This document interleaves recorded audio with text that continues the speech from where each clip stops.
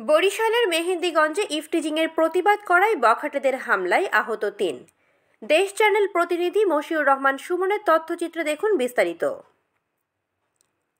বরিশাল মেহেন্দিগঞ্জ উপজেলার সীমান্তবর্তী ধুলখোলা ইউনিয়নের ইফটিজিংয়ের প্রতিবাদ করায় বখাটেদের হামলায় ২ শিক্ষার্থীসহ ৩ জন আহত হয়েছে।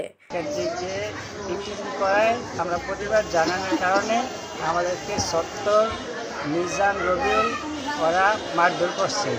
আমার বন্ধু আমার সাথে আরও কয়েকজনের মারধর করছে। তারপরে আমার বন্ধুরা আমার মাথা ফেটে গেছে, আর বন্ধুর বাবা সাড়ে তার বাবারও ধরে মাথা ফাটিয়ে গেছে মারধর করে। সোমবার ১৭ ফেব্রুয়ারি রাত ৮টার দিকে আলীগঞ্জ বাজারে এই হামলার ঘটনা ঘটে বলে জানান স্থানীয়রা।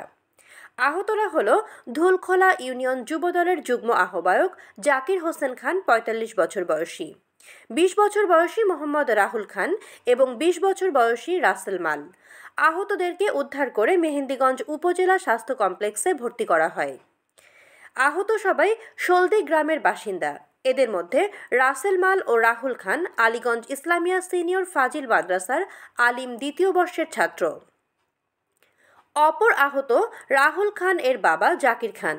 এছাড়াও আহত রাসেল মাল ধুলখোলা ইউনিয়ন ছাত্র আন্দোলন এর সাংগঠনিক সম্পাদক। আহতরা জানান, মাদ্রাসায় প্রাক্তন ছাত্র। আমি এই বিষয়টার জন্য, যেহেতু আমাদের ঐতিহ্য মাদ্রাসার, আমি শিশু থেকেই ১৩ বছর এই মাদ্রাসায় লেখাপড়া করেছি।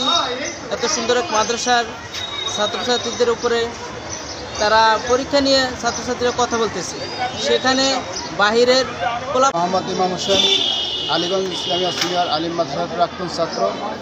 আমি এই ঘটনার তীব্র নিন্দা এবং প্রতিবাদ জানাচ্ছি এবং সুষ্ঠু তদন্ত সাপেক্ষে এর সঠিক বিচার হয় না। এসব করছেন কেন?